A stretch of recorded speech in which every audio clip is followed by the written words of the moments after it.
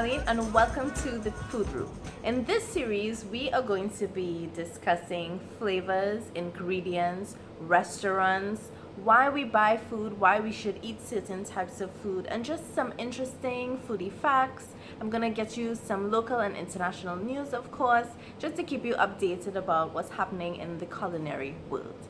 I thought it would be a really good way to start this series by giving a little bit of chef motivation, or rather sharing my idea of motivation with everyone who is a chef that probably has their own restaurants or thinking about having their own restaurant.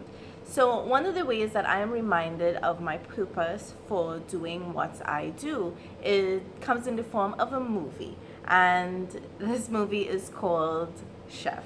And it's a 2014 movie, and it's written, produced, and starred in by Jon Favreau. And this movie is filled with so much love and support and friendship. There's some sexy knife skills and some very sultry kitchen methods in there for you to enjoy. But the premise of the movie is basically this very talented, very passionate chef who works in a restaurant that he does not own, and a well-renowned food critic is coming to critique his food. And as we all know, this is a big deal. When these people come and they give you this amazing write-up, it opens so many doors. So he's super excited and he decides, I'm gonna cook something really special for this guy. So the owner of the restaurant decides basically that no, we're gonna stick to what we always cook for the past 5 years or however long, and we're gonna cook that. And he was disgruntled, but he did it. And then he got a terrible review from this food critic, and it just really devastates him. So he challenges this guy and says, come back another day and I will give you something amazing to experience. So the guy says, okay, I'll come back. And then his boss says, no, we are going to cook the same thing. So he kind of leaves. He quits basically. And they serve the same thing out of the restaurant, but in a fit and rage, he comes back and he really has a confrontation with the guy who's the food critic, and it blows up over the internet. And so he goes into that place where, he's not sure, and then his ex-wife, she says, these words that I'm sure is inspiring for all of us. You're never going to be happy cooking for someone else. And so he gets this really old food truck and he does his thing and he's amazing. And it's, one of his friends quits their job as a sous chef and comes and joins him because, he believes in him, in what what he's cooking, and he really just wants to cook food that he believes in. It's also a bonding experience for him and his little son, because the son goes on Twitter and makes the truck super popular and he becomes a success. And every time I look at that movie, I'm reminded that, sometimes we're fighting to do something in this industry, and it's, sometimes we need to kind of sway and we have challenges and we just need to fight to be able to cook what we believe in.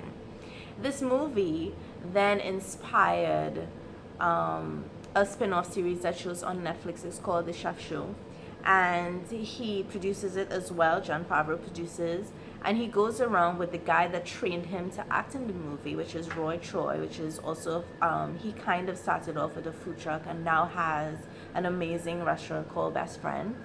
And so they basically go around and they share these culinary experiences and they showcase these veterans in the industry.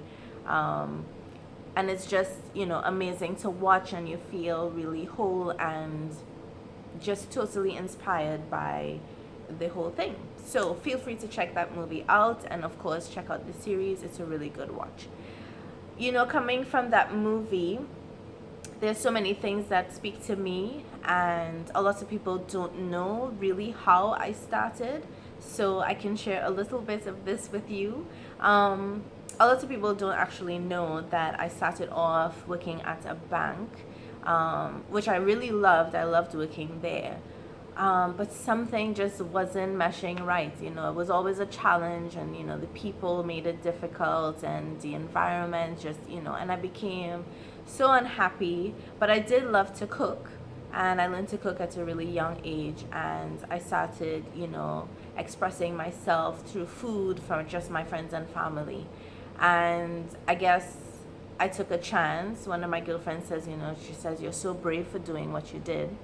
I don't see it as yet, but it was just something I felt that I had to do. So I gave the bank 2 weeks notice, and I left and I started a catering company. And I set out to do all of these different things because I want to cook what I believe in, and it failed. It didn't fail, but I had to stop and get another job to kind of, rethink and get finances together. And then I started again, and then somebody gave me an opportunity and said, I have this space, you can convert it, and, I'll rent it to you as a restaurant. And I did that. And that lasted about 2 years, I think. And then it started not working out, because the business environment there wasn't really suitable for where I was, and it was a whole thing. So I took a break and I did some other small jobs on the side, and then I found this really cute spot that I transformed into a cafe type thing, and I had that for a couple of years, and I made so many strides in that small shop. I met one of my best friends who was my neighbor at the time, who constantly supports and motivates. He comes in and he tastes all the things that I make, and his reaction and his love and the way he speaks about my food, really gave me that push to continue and do, what I believe in. Then, that seemed to be running its course in terms of the cafe, and then I got another spot that I was asked about some years ago, but I wasn't in a position to kind of branch out. So I revisited, and it was available. And this time my parents joined me, and they also do food business, and they joined me, and it was one of the best experiences I have had in my business, to have them cook with me, because I learned so much from them. And we had such a good time. Unfortunately, as things go, people make things difficult for you, and I had to be, in a place where I was kind of forced to give up my business. And it was, I think, the lowest point in my whole career and business, because I started to say, what am I doing this for? What is the point of this? People don't appreciate it. Here I am doing my best at this spot, and I felt like I brought a value to the area, and it just wasn't being appreciated at all. So I sold everything, and I took a break for about a year. And there's this thing that my mother always says. She always says to me, always do your best, because you never know who's looking. And I tell you, somebody was looking. A very prominent person in the business fabric here on the island of Tobago, where I live, was actually one of my customers at that restaurant, and I didn't know. And I have to say, if it wasn't for that piece of support and belief in what I was doing, I would not have been where I am today back in the restaurant, because I had made up my mind that I was never going to go back into this restaurant business. I just had just about enough of it. And for someone to just out of the blue come to you and say, I think what you're doing is great, and I would love to have you be a part of, a space that I'm creating, was such, it just broke me down, and I gave in, and I created a beautiful space where I am now, and I totally enjoy it. And even now that we're going through the pandemic and all restaurants are closed, it is a time also to question, if you really want to go through the struggle. And it is a struggle for all of us. So if you have friends who have restaurants, make sure and check on them, because, we're not doing as great as you might think.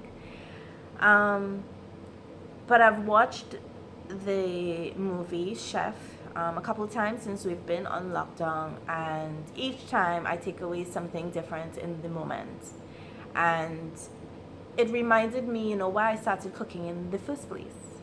Who am I cooking for? It's a lot of love, and we work hard to put that love into every single plate that we make. And, we just really want people to be able to appreciate it. There is something that people are always amazed at when they ask me, and I say to them, I didn't start a restaurant to make money. And they always go, what? And people will disagree, but this is just my approach to it. I opened a restaurant to provide an experience. The ambience, the color, how you feel, what you smell when you walk in, how you're greeted, everything about the business is about providing an experience. And by the way, I get to pay my bills as I do this thing, and I give you this feeling. So that is kind of, my business logic. It may not work out for everybody, but that's it. So I hope that what I'm sharing here today really gives you some kind of motivation, and make sure and check out that movie. So I would like to share with you now some food news. So we're going to start with a little bit of local news. So let's go. Here in Tobago, wholesale lettuce farmers have, in an effort to avoid wastage, reduced their wholesale price to an all-time low of $4 per lettuce. At these rates, anyone in the business of making salads or trying to get healthy can only cross their fingers and hope that this continues post-pandemic. Wouldn't that be great? Because salads be expensive. Grocery prices are beginning to rise, but who's surprised? With all the closing of borders, reduced sales due to loss of income, compensating for the loss of clients due to waiting period to go into the supermarkets, maybe now is a good time for us to start considering rationing your supply and try not to cook Sunday lunch every day. I have to say that in my experience, when food prices go up, they never come down. I could be wrong, but I'm just saying, this is what I have observed. And talking about cooking Sunday lunch every day, according to almost every post on social media, everyone can cook, just like that chef said in Ratatouille. It's a newfound confidence in the kitchen that have flooded social media with every type of meal you can imagine. However, the persons who really lack the confidence, there have been reports that there's some neighborly giving, where neighbors who can cook are sharing their food with those who basically burn water. So I love the giving, guys. Sharing the food is really important. It's part of sharing the love. Of course, there has been major attention on the food production, sustainability, and distribution in this time as we embark on a potential food crisis. Therefore, along with panic buying came panic planting. And the sale of nursery plants has soared as everyone suddenly got inspired to start their own little gardens. If this will be the saving grace on a possible food shortage, we will have to wait about, 6 to 8 weeks to see if lettuce, pak choy, and superfood kale can save us. So we will see. Hopefully we learn a lesson and we do better with food production and we don't make it so difficult. Because from the information I have, it's very difficult to get into it and sustain it, in a modern sense, I guess. Well, what I can say though, that it's time to bite and suck into something soft and sweet and fleshy, and it comes in many different varieties. Yep, it's mango season, guys, my favorite season of the year. So make sure and go out, get all your mangoes, make smoothies, make cakes, make everything you can, because of course this is seasonal for us. Just pay attention, because cashews, not the nut, but the fruit, is slowly slipping out of season. So if you're a cashew lover like I am, make sure and get all the cashews you can get. And NAMDEVCO, which is the statutory body responsible for the agricultural marketing function in Trinidad and Tobago, what they do is that they create opportunities for farmers to do farm-to-table business in different locations. So they have recently announced via their Instagram page that they have reopened the Diego Martin Farmers Market this and every Saturday from 6 a.m. to 12 noon. I have been following this entity on Instagram, and I have to say, so far I'm very impressed with the things that are available. However, I have found that when you see something available, sometimes it's not always attainable, but I will keep my eye on it. But so far, I'm very impressed with their efforts. It looks top notch. So, in international news, Well, it's no secret that many restaurants have been struggling to keep their doors open since the coronavirus outbreak, and many are forced to switch to takeout only or to shut down completely. Roots Chris Steakhouse, a chain of over 100 steakhouses throughout the US, Canada, and Mexico, was one of the restaurants who sought help to keep their payroll going through the Paycheck Protection Program. But now the company, who has accepted $20 million from the $349 billion fund, which is part of the CARES Act, to help small businesses through the pandemic, they have now gone under fire since they found a loophole in which made them eligible for getting the money. And I guess what is happening is a lot of these big corporations are taking big bulk chunks of the money, and they're leaving the single location stores. They're basically not getting any, because the fund, even though it sounds like a lot, it was absorbed really, really quickly. But kudos to Shake Shack, who has given back what they had received, because they were able to access additional capital to ensure their stability and so on. So they gave back. Up to now, though, even though they have a petition for Roots Chris Steakhouse, that name is it's kind of funny, to give back the money, they have not said anything, and I have not seen any reports where they have given back the money. But potato, citizens of Belgium, please eat more potatoes. So this request goes out to the people in an effort to avoid a massive disposal of potatoes. 25 tons of potatoes are being donated to food banks every week, and persons are being asked to at least consume potatoes 2 times per week. The Brussels Times reported that this would put a dent in the losses currently being suffered by the potato farmers. So can you imagine how much French fries happen throughout the with and now that all these restaurants are closed and people are not consuming all of these fries, what is happening with the mountains and mountains of potatoes that are being harvested? We're going to end up in a lot of loss. So they're asking people to eat more potato. So some good news: a brand of margarita wine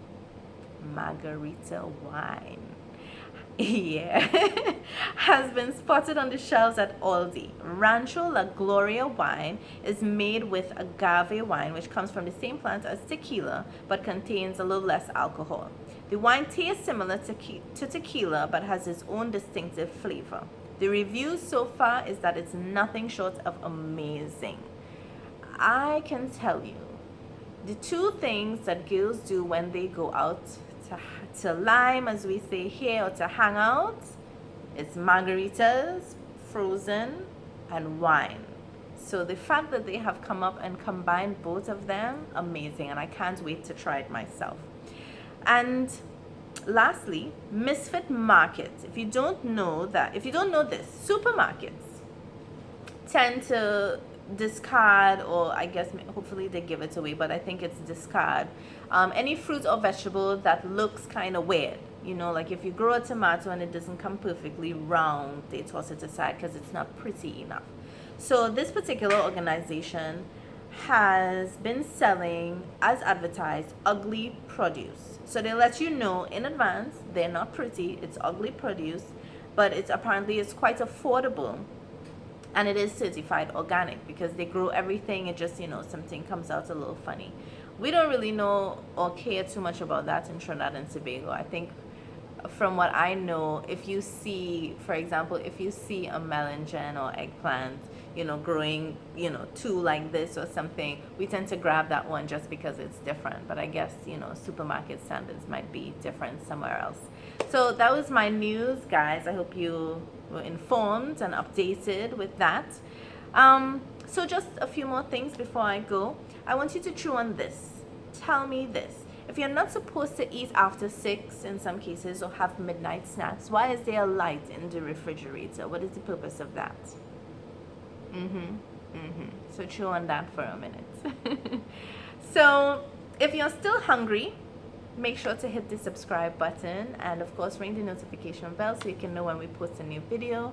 I would like to say thank you so much to the Octopus Grill located here in Portmore, Scarborough, for giving us the space to film this series today. And if you want to check out what the Octopus Grill has, you can check out their Instagram page. It's the Octopus Grill Tobago, so you can see the menus, check out the prices and all the different things that we serve there. And if you want to see my work as a chef, you can also check out my work on Instagram. It's trendy food designer Arlene. It's very easy to find, and you can see some of my personal creations on there. So before I go, let me just hit you with a little extra sauce. I want to say so many thanks to all those people who are getting out of their house every day and putting together food hampers for the less fortunate. It is such an amazing, amazing gift, food. And it really does make someone's day better. We can't go on empty stomachs, for sure. And the people who are donating, who are packing it, who are driving it, who's handing it over to the persons, I just want to say that it is appreciated. It is appreciated without a doubt. And you're the heroes in this time for taking the time out of your own schedule, or out of your pockets to even make this happen for persons who don't have. So I really encourage everyone to continue to donate. And and if you really don't need the food hampers, please don't take it, because there are people who just really, really need it. And if you don't, let it go to someone else, because there are families with kids in there, young children that really need it. So if you don't need it, just leave it alone. All right, so I wish everyone happy cooking and good eats. I am Arlene. This has been the Food Room. It has definitely been a pleasure. Bye.